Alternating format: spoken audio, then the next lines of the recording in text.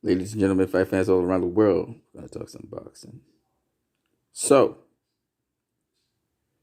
Claressa Shields has become a 3-divisional world champion, undisputed, at middleweight, unified, I believe, WBC, at super welterweight, and unified at super middleweight. Okay, she's done it the fastest ever in the history of boxing, beating back Vasily Lomachenko, doing it in 10 fights. Congratulations to Claressa Shields, a dominant performance against Ivana Hazabin, or Habazin, that's the word. I'm going to say a couple things about that fight. One, Claressa Shields is not the most powerful puncher out there. Not even in women's boxing. And Ivana Habazin said that, and I believe it.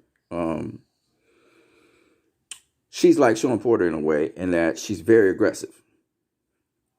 Okay? She's very aggressive. She throws a lot of combinations. Ivana Habazin got caught with a liver shot. I can't remember which round it was. 6th round. It was a 6th round. And she had a delayed reaction. Claressa did work the area. She did try to go back to the liver. She went to the spleen area first. Then she started working the liver area. Caught her with another liver shot, I think. But Habazin went down in the 6th. Continued all the way up to the 10th round. Habazin was the bigger, stronger person in there. I know the commentary team was saying that Claressa was the bigger, stronger person. Claressa was strong, but Habazin was stronger. That's why Habazin could bully her to the ropes. So Habazin was actually the bigger fighter in there. Claressa, by losing so much weight, I think she lost some of her power as well. But she was a lot more accurate with her punches. She wasn't wild. She was throwing a lot of flurries. Some of them weren't landing. But she was a hell of a lot faster than Habazin. Habazin was like in a different time zone to Claressa Shields. She was quicker than Habazin, sharper than Habazin, faster than Habazin, so she caught Habazin out of position a couple of times. Now, the fight was actually pretty good. Habazin said that Claressa Shields didn't hit as hard as Cecilia Braekhus. Maybe that's the case. She said it's a volume of activity or tenacity. I could see that. My thing is this, though. Which you prefer?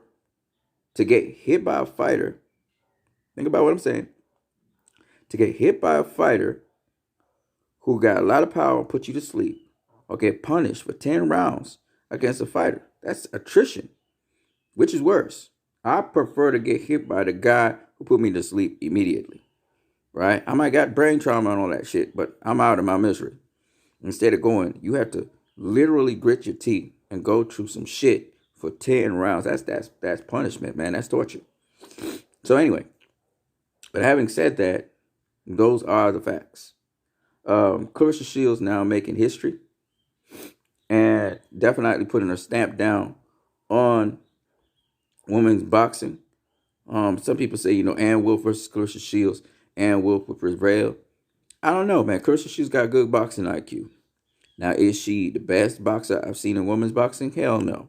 But she's got great boxing IQ. And so you got to give her that. On to the next conversation. Kenny Porter was interviewed by Blue Blood Sports TV at the Mayweather Boxing Gym and basically confirmed that Sean Porter is open to facing Terrence Crawford. He said that they sat down with Sean Porter to get his thoughts on a Terrence Crawford fight. Al Heyman was there. And when Al's there, that's serious stuff. So Sean Porter definitively said he has no problem facing Terrence Crawford. And Kenny Porter once again said, let Bob Arum make them an offer. So they're open to facing Terrence Crawford. Now, Kenny Porter did say that they may be on different trajectories. Remember, fighters have different plans for them. And maybe Terrence Crawford's trajectory is different to Sean Porter's trajectory. So to be fair, Sean Porter right now is the number one contender for the WBC title. Okay?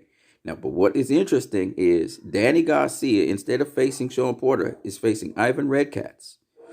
Danny Garcia was the number 2 contender. If Danny Garcia had faced Sean Porter next, which could have happened because Sean Porter was available, then we would have gotten, the winner would have been the intermediate WBC champion, who would have had direct mandatory to Errol Spence. And Sean Porter wants to shoot for Errol Spence rematch, firstly. And secondly, he would have, of course, love to have a fight with Manny Pacquiao. In fact, Manny Pacquiao comes first, and then Errol Spence rematch. And then they're talking about Terrence Crawford. He said in no particular order. Now, I think, actually, after Kate Porter said this, that it's very possible we might see a Sean Porter versus Terrence Crawford fight. Once you say Al Heyman was in that meeting, Al Heyman makes things happen. Al Heyman makes things happen. And if Bob Arum would love to see a Sean Porter versus Terrence Crawford fight, this fight can happen. And I don't think that Terrence Crawford would turn down a fight like that. He would not turn down a fight like that. So honestly, I think that, sorry about the headphones thing. I really think we might be in a let's go situation in which Terrence Crawford just might face Sean Porter next. I really, truly believe that. And that, for me, is great for boxing.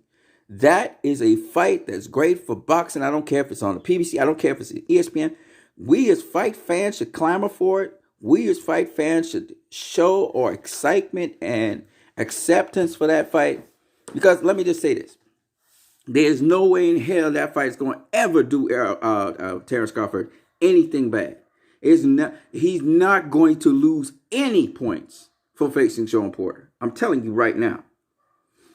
And the thing about it is, it's more than likely going to be on ESPN Plus. It's more than likely he may actually be the A side, be able to dictate terms for that fight because he's the guy that'll have to make the offer, which means he'll have the advantage in terms of turf, in terms of a lot of things. Sean Porter will be the one pretty much at the disadvantage, which leads to him having the opportunity to beat Sean Porter. So, do I think this is a winnable fight for Terrence Crawford? Hell yeah, I think it's a winnable fight for Terrence Crawford. Do I think that Sean Porter could win this fight? Hell yeah, I think Sean Porter could win this fight. That's what makes this fight exciting. That's what makes this. I told you, Errol Spence versus Sean Porter was a 50-50 fight. That's a great fight. Terrence Crawford versus Sean Porter is a great fight. And y'all say, well, Sean Porter's coming off of a loss. Look here, that ain't no loss. That's not a loss. Okay, that was a close fight with Errol Spence. That's not a loss. Besides, you guys making it sound like it ain't worth Terrence Crawford's time to face Sean Porter. Dude, he should be making time. Real fighters fight. We all know this. And we are getting some of the best fights ever. And I can guarantee you this. A Sean Porter fight is going to boost your stock. Sean Porter's stock went up after the Errol Spence fight. Shit. Sean Porter versus Terrence Crawford. Are y'all kidding me? That's going to be one hell of a fight. One hell of a fight. Because Sean Porter don't stop coming. And Terrence Crawford, he going to have to keep Sean Porter off of him. And he going to have to engage him and fight. It's going to either be a fight or it's going to be one in a technical match with Sean Porter's coming all night long. Because we know Terrence Crawford ain't stopping Sean Porter. So that is a hell of a fight. You know we're going to have an action-packed fight. One way or the other. All right? And I don't even care if Sean wins or loses. Okay? I don't even care if Terrence Crawford wins or loses. Because at the end of the day, this is a fight where nobody's going to lose. We ain't going to lose. I can guarantee you the fans are not going to lose on that fight.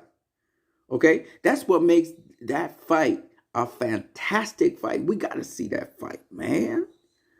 Any fight fan got to see that fight. Just based on fighting. That's an explosive fight. I want to see that all day, every day. If you're a real boxing fan, you'll be pushing for that fight. You would not be pushing for Patrick Teixeira from Brazil, who I looked at him box. He really don't intrigue me at all. He's not a Sean Porter standard. He's not one of them top welterweight standard. I know he's at super welterweight. What is he? I don't even know. I mean, if you're going to go up in weight class, right? This is what Terrence Crawford was doing. He was calling out the very best in his weight class. All right. If you're going to go up in weight, you're going to challenge somebody, that has a name at least. I mean, Gervonta Davis, at least he faced a name in Yuriorkis Gamboa. Okay. If you're going to go up in weight and you're going to actually fight somebody, you want to fight somebody that have a name. Okay. He beat Jeff Horn. Okay, to get his WBO belt. That's Terrence Crawford. Okay? Beat him bad. Beat him up if he was a piñata. But the point is, that's who he beat. Now I'm going to ask any one of you guys, if Jeff Horn came up into the welterweight division and had a unification and faced Errol Spence, Danny Garcia, Sean Porter, Keith Thurman, or Manny Pacquiao again, second time, a rematch with Manny Pacquiao, do you think he wins against any one of them guys? Pacquiao, Spence, Porter, Danny, or Thurman? Do you think he wins against any one of those guys? I want an honest answer. Moving on to other news. And so in boxing also, we got some other news for you guys. And it's great news again. Jerome Ennis won his bout, stopping a guy that had never been stopped before. Very durable guy. And Jerome Ennis has done, he really is one of those. You have Jerome Ennis, we got Virgil Ortiz in the welterweight division.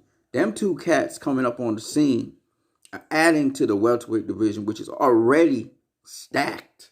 It's a stacked division. On the top of that, now we got these two other cats coming into the division. I'm loving everything I'm seeing, obviously. All right, we have not mentioned Dennis Ugas. We haven't mentioned what's the little guy that knocked out Lamont Peterson. We haven't mentioned him. We got some real, this is like superhero status kind of stuff going on in the welterweight division. It is stacked, man. It is a stacked division, and it keeps on getting more and more stacked up. Gary Russell Jr. Made a couple of statements after he's going to be facing some dude. I don't know who the dude is. See, I'm not impressed by these fights. Anyway, he's going to be facing some dude. I was talking about Leo Santa Cruz versus Gervonta Davis. And he also had some comments about Gervonta Davis. I personally think that Gary Russell Jr., if he can't get fights at featherweight, needs to move up to super featherweight and get fights there. But to just be hanging around in the division, waiting for something to happen, that's not going to happen. You should move up in weight. That's what you should do. Crawford versus Spence, that's going to go down soon. In 2020, that's a guarantee. Al Heyman is the dude behind that. Al make it happen. So that's something worth looking forward to. Once he gets past, if he gets past Porter, I'm not saying it again. I think that the Crawford Porter fight, if Bob Arum like that fight, that's a fight that's going to happen. And why I say that fight is going to happen is because Sean Porter's not going to get Manny Pacquiao, and he's definitely not going to get Errol. Errol's going to face Pacquiao in May, June, May, June, somewhere around there. He's going to face Pacquiao, okay? And just for Errol, you just need to use a lot more oxygen to heal up your brain cells so they can heal up, okay? That's what Timothy Bradley used. But back to what I was saying. So that if you, it was called a hyperbaric chamber, by the way. Yeah, but I think that Pacquiao is going to get Errol Spence next. Now, who's going to win between Pacquiao and Errol Spence? That's another discussion for us to talk about. All right. This is how I look at it. Blue Blood Sports TV thinks that Manny Pacquiao is going to get stopped by Errol Spence late. While I can't see that, I understand where he's coming from. He says, Pacquiao generally, he starts off fast, then he slows down in the middle to late rounds. This is true. Here's my thing. And I think Blue Blood is just not seeing this. Manny Pacquiao, yeah, okay, got a little sense of gravity, quick feet, quick hands. Errol Spence will get adjusted to that. Yeah, both of them will be southpaws, but the last southpaw that Manny Pacquiao faced, he annihilated. Errol will have to get used to the speed and timing of Manny Pacquiao, obviously. The problem is Pacquiao can be an elusive fighter if he wants to. The only way you are actually going to catch Pacquiao flush, and most of the time you catch him flush, is when he's on the offensive. That is the only time you really catch Pacquiao. That's when he's most vulnerable. And any boxer is most vulnerable when they're on the offensive. So Errol will not have the foot speed that Pacquiao has. He has to have the timing to deal with the Manny Pacquiao. He's going to have to try and either keep Pacquiao at bay on the outside or bully him on the inside. And he's going to have to be a little dirty with it. And even when he's trying to do that, he has to look out for counterpunches. So that's about it, really. But that's easier said than done because Pacquiao is quick. He's very quick. He's very fast. He's very explosive. And he himself is looking to counterpunch you. He's really setting up everything to counterpunch you. That's where he really does his best work. So, and his thing is being unpredictable. He has traps. He sets traps. He's an ambush fighter. He'll make you wear yourself out. He'll do all kinds of shit. I'm not saying that Errol can't handle that and he won't win the fight ultimately in the end. I could see him winning the fight. I just don't see him stopping Pacquiao, though. I'm sorry, guys. Even at the age of 41, especially at the age of 41, if Manny Pacquiao fought anything like how he fought Keith Thurman, he's going to win that fight. Errol's not going to stop him. And you guys would be wondering, well, how? Well, Errol goes to the body very well. But Pacquiao covers up his body very, very well. And he counters. So I'm just saying, and that is a tough challenge for Errol in and of itself right there. Because part of Pacquiao's trap setting is to get you to become offensively minded, is to get you to throw punches so that he can counter you. Errol will have to pot shot Pacquiao and pivot out the way. That's what Floyd did. Or he'll have to smother a lot of Pacquiao's offense, which will make it a sloppy, dirty fight, and try to land punches on the inside. Sean Porter is a guy that can do something like that. Jeff Horn did something like that, but he's not going to be able to do it again because Pacquiao beat his ass up in round 9. If Jeff Horn was to rematch Pacquiao beat the brakes off of Jeff Horn. Okay? So Pacquiao has made some adjustments for that. I'm not going to say what they are, but he has made some adjustments for that. So Pacquiao is a very, very dangerous fighter. Even at the age of 41, he's very dangerous. He can easily pull the upset on you. Especially if he gets a very quick early lead on you by, knockdowns or just his explosiveness, tagging you up in the early rounds. He gets a couple of those early rounds quick, you're in deep trouble because he's already sprinted ahead of you. He's a sprinter. And then his low center of gravity allows him to do things that you just not going to win. You're not going to win a trade-off with Pacquiao at mid-range. It's just not going to happen because he's just way too quick for you. Okay? And that's just a physical thing. Because he's got a low center of gravity, because he moves his feet so fast, you're not going to be able to outdo him at mid-range. Mid-range is where he thrives. This is where Pacquiao does his best work. And he's very good at knowing when he can draw you into mid-range or he can get to mid-range. And he's so fucking explosive and quick that by the time you catch yourself, you'll be wondering how he covered all that distance. Okay? He's that kind of dude. He's got shocking, surprising, explosive speed and power. And that's the thing that he has not lost much. He has not lost a step in that. Now, people talk about it credited to PEDs and stuff. I really don't see that, okay? I'm going to be honest with you. Pacquiao always been explosive. And the thing about it is when he faced Floyd just that much quicker than Pacquiao. So he looked ordinary. He's very explosive. Pacquiao's very explosive, very fast. Floyd's just quicker and faster. That's just what it is. That's why Floyd was able to catch Pacquiao, had great reaction time, made it look like Pacquiao wasn't doing nothing. Like Pacquiao's in slow motion. He was looking sluggish and shit. It's not that. Pacquiao's fast. It's just that Floyd's quicker than Pacquiao. He's a hell of a lot quicker than Pacquiao. And that's the difference. Okay? So just want to talk about Pacquiao versus Errol Spence. Okay, so the pros and cons. Errol Spence is very technically sound. He comes off of angles when he's throwing punches. He has beautiful pivot work. His pivot work is the thing that really defines Errol Spence. That's what makes Errol Spence special. That's what makes Errol Spence special. Okay? Got decent defense. He don't get hit that much. And he's got a very strong stance. On top of that, he's very good at going to the body. That's his thing. His bread and butter is really, he's a body puncher. That's what he really is. And he likes to do most of his work. Like Mike McCallum, he likes to do most of his work going to the body. Errol don't always move his head, especially when he's offensively minded. He doesn't move his head that much. Sometimes he could stay on the center of the line. Sometimes he square up in front of the fighter because the fighter's all defensive. He needs to be careful about that. Against Pacquiao, he can't make those kinds of mistakes. Pacquiao will murder him. But other than that, he has other advantages. He's not the heaviest puncher in the welterweight division, even though he's got more knockouts. He's broken down most of his fighters. He really comes from a boxing perspective. He uses the jab very well to come in. He doesn't use a lot of feints. He needs to use some more feints when he's doing his boxing. Be a little bit more subtle with his punches. But by and large, Errol Spence can fight off the front foot, the back foot. He can fight mid-range. He can fight at inside. He's a very good inside fighter. He can also fight on the outside. He showed his boxing skills against Mikey Garcia.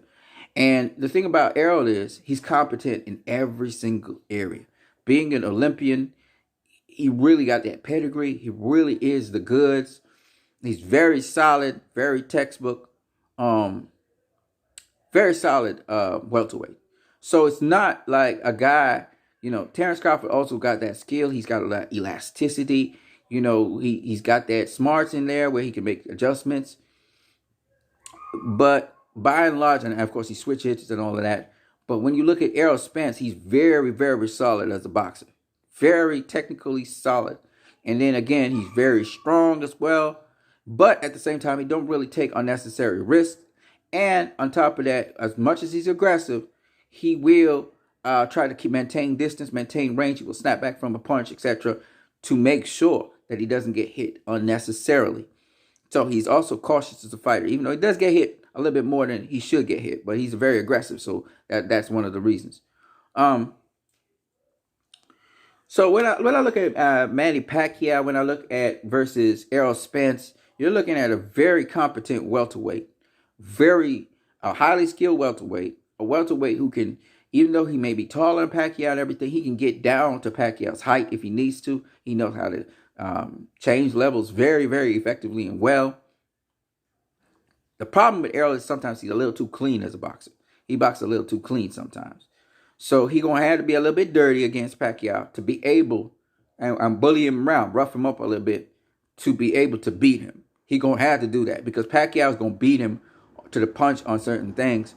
And he can't. He has to discipline Pacquiao some way, somehow. So he's going to have to punish him by doing something illegal to keep Pacquiao in line. You got to be dirty against Pacquiao. Pacquiao will run amok on you. The only guy who didn't have to be dirty against Pacquiao was Floyd because, again, he was a lot quicker than Pacquiao. He wasn't faster, but he was quicker. And that made a difference. So that's the potential Pacquiao versus Errol Spence fight. I don't know who will win the fight. I'll be honest with you. All of these top-tier fights are going to be exciting fights, and that's all I want is excitement. I mean, whoever gets the spoils and the treasures, I'm cool with it. But these are the matchups you want to see. You don't want to see a one-sided matchup, okay? For all credit to Claressa Shields, but they're one-sided matches. She's much better boxer than the other woman. It's a one-sided beatdown, and she beat down Ivana Habazan. She just beat her down. And kudos to Ivana, man. She's tough and she's strong and everything. But she got beat down. You know what I mean? And really, that's the thing with Claressa Shields. Hey, my last thing. I told you guys that I'm still pushing for Claressa Shields versus Terrence Crawford.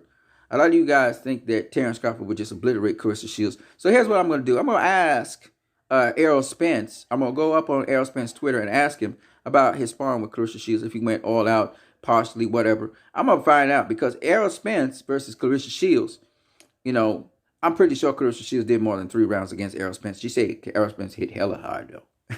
So I'll be interested to see what he says about that, because I think she can go 3 rounds with If she went 3 rounds with Errol, then absolutely she can go 3 rounds with Terrence Crawford. Absolutely. Now, for those of you who feel that Terrence Crawford would annihilate Errol Spence or some kind of shit like that, or knock him out or something, that's fighting words. I would like to see that in action. So we're going to see that by the end of this year. I already started betting people on this fight. So if you guys want to bet me, no problem. Put your money where your mouth is, and we can bet on it. All right? I already bet one person $40. That's somebody on Facebook. He said he wanted to bet me. I said, no problem. I ain't got a problem. I'll pick Errol Spence. You pick Terrence Crawford. I don't really mind. I don't really have a boat to float in the race. In that, I'm just saying that I don't care who wins, really. But if you guys really believe that Terrence Crawford is the goods, put your money where your mouth is. Put on a bet that Terrence Crawford beats Errol Spence. I don't have a problem with it. You know, I favor Errol Spence to win the fight based on how Terrence Crawford has been fighting as of late. But if Terrence Crawford wins, it's not a problem for me. You know, I just want to see the fight. Okay. I also want to see Terrence versus Sean Porter. I want to see Errol versus Manny Pacquiao. After that, I want to see Errol versus the winner of Terrence Crawford versus Sean Porter, so we can get an undisputed welterweight champion of the world. If Errol beats Manny Pacquiao. If it's Manny Pacquiao, man, I'm all for it. I'm like, yeah, man, you only got one more belt to become undisputed? Dude, you're going to be close to being the greatest of all time. I mean, Chobis the Adult made some great points, but you're going to be close to being the greatest of all time. You might be the most accomplished fucking boxer of all time. We got to see. I mean, you go at the age of 41 and become undisputed, beating these kinds of cats. The guys like, you know, these are like the Ray Leonards and the Thomas Hearns and the Roberto Durans of all time, okay? And the Mike McCallans of all time. This is of all time. I'm not saying they are, okay? Shit. Obviously, you got to be way up there in terms of greatest of all time people, okay? Even Henry Armstrong didn't do that shit. So, I mean, I'm just saying. You know, Henry Armstrong was the greatest welterweight of all time, you know, in my book. And if you do this, you surpass Henry Armstrong very easily, okay? You very much, because all of these guys look like they're going to be future Hall of Famers. We don't know yet. It's still early in the game, but I think so. These guys are like the superstars of boxing right now, okay? Technically and just in terms of what they've done so far, their accomplishments and shit, they're like the superstars of boxing, okay? So we will see what happens and transpires. A question was posed in one of the Facebook groups. Sugar Ray Robinson beat out Muhammad Ali, it was said, for Fighter of the Century. This is what I heard. So this person says, do you think that in this coming century here, now the Fighter of the Century in this case was from the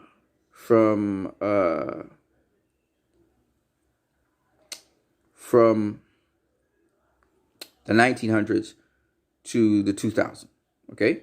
From 1900 to 2000, Sugar Ray Robinson was the fighter of that century, okay? He beat back Muhammad Ali. Do we believe that Floyd Mayweather, from the 2000s all the way up until 2100, do we believe that that Floyd could be the fighter of this century? And he made the clause saying, you know, we won't be alive to see it, but just asking. So some people immediately off the back say, absolutely not. Because they're just Floyd haters, right?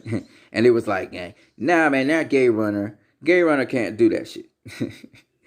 And some of you may have that opinion too, just because you just have blind hate for Floyd. It is what it is. But somebody made a very sensible statement, which I have to somewhat support, which is that this person said that, you know, by the end of this century, people are going to be looking at Floyd as if he was fundamental and simple, because the sport of boxing will have changed so much, evolved so much from the time in which it began to the end. And there'd probably be people with greater accomplishments than Floyd by the end of the century.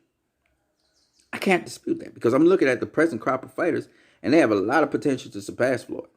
Not to even mention Canelo in terms of achievements has the potential to surpass Floyd, because he's 29 years of age, okay? he's not even in the peak of his prime yet. Okay, so I mean, and Canelo done already fought all the legends you could possibly fight in the sport of boxing, except for Pacquiao. He's faced them. So I mean, fucking Canelo's on a trajectory that's just incredible. Um, so and that's just Canelo. We haven't talked about guys like Errol Spence's and Terrence Crawford's and well, Lomachenko's almost at the end of his career, but you look at Lomachenko did some fucking crazy things. I give him a record now. I don't even know what record I was doing though.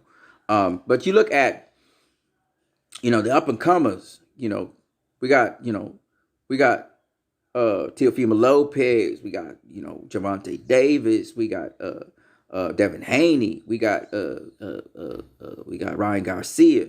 We got Josh Taylor, Regis Prograis. We got names out there. Jaron Ennis, Virgil Ortiz, all these younger boxers. Even Deontay Wilder and Tyson Fury and fucking Anthony Joshua, all of these guys. And we got the up-and-comers coming up, Joe Joyce and all these other guys coming up so that these guys can face these dudes. These guys' careers aren't anywhere near over, right? We got we're not hearing about, he kind of ducked a lot, but Demetrius Andrade, which I got to talk about this.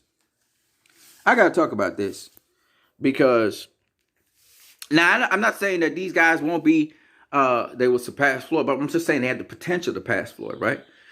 I just want to talk a little bit about Demetrius Andrade. This motherfucker being ducked, man. He being ducked.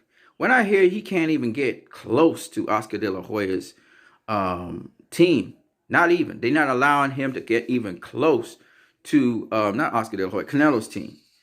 You know how Erislandy Lara crashed a Canelo conference? Well, guess what? Demetrius Andrade seems to be unofficially banned from them things. If he try to roll up into a press conference that Canelo has, the security just ready to block him. In fact, with the Gennady Golovkin thing, and you saw what happened, how the zone spun it to say that Demetrius Andrade was just trying to get a photograph or some shit with Gennady Golovkin. He got through the ropes, and security was trying to chase him down. They didn't want him close to Gennady Golovkin. When he finally met with Gennady Golovkin to actually talk to him about a fight and making a fight and being honored to make a fight, the cameras stopped rolling and they moved away from that. Okay? And it just shows you that the whole fucking boxing business don't want Demetrius Andrade. This is how fucking hard they want to avoid Demetrius Andrade. They want nothing to do with Demetrius Andrade. The whole fucking boxing establishment. We talking Oscar De La Hoya's establishment. We talking Tom Loeffler and they don't want nothing to do with Demetrius Andrade.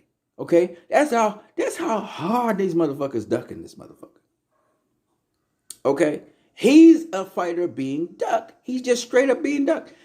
The fucking Matchroom, okay? Matchroom is putting an offer to Jermell Charlo of $7 million for Jermell Charlo to face Demetrius Andrade. This is what is alleged. I don't know how true this is. We're not hearing nothing though, which is good. Because if you're not hearing nothing from Charlo's camp, they probably seriously trying to negotiate that fucking fight.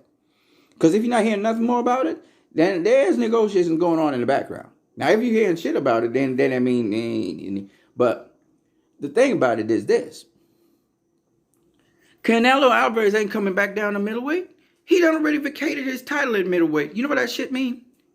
That shit means that Canelo Alvarez is ducking Demetrius Andrade.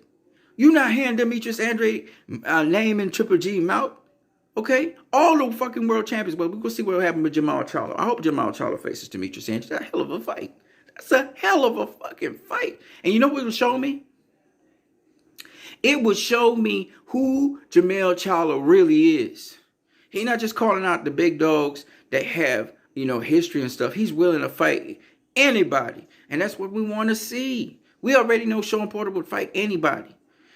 It was never a question. People talk about, Sean Porter, ducking Terrence Crawford or the PBC fighter stuff. Let me tell you something. Sean Porter ducks no one. He has ducked no one. Look at his fucking track record. All them top tier guys, he want to fight them. It's whether they want to fight Sean Porter. You want to talk about a real monster? You want to talk about a real guy who gets ducked? Sean Porter has been ducked for the greatest part of his career. Keith Thurman was the first guy to give him Bly. Okay? Sean Porter's a force to reckon with in the welterweight division.